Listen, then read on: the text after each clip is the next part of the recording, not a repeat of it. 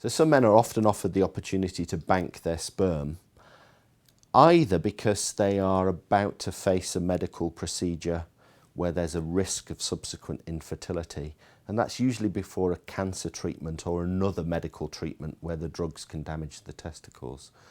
Or you might be offered the opportunity to bank sperm because maybe you're in an occupation or you're about to undertake a risk of accident or damage to your testicles. And what I'm thinking about there are men who are in high-risk occupations, firemen, policemen, or maybe somebody in the armed forces.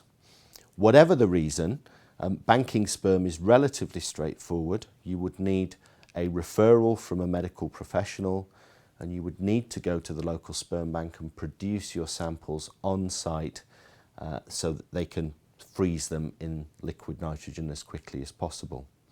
Sperm banking is highly regulated by the law, so you will need to sign consent forms, quite a lot of consent forms, and we'll also need to take a sample of blood from you to screen you for what we term blood-borne viruses. That's things like HIV or hepatitis.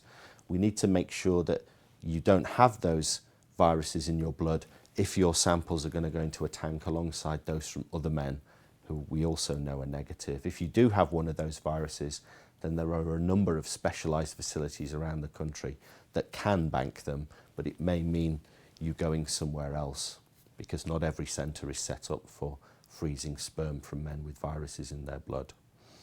What's important about the sperm banking process is that you have to keep in contact with the sperm bank at regular intervals. This is to update your consent or to make sure that you are still eligible for your sperm to be kept. Because sperm banking is regulated by law, then you have to renew your consent every 10 years.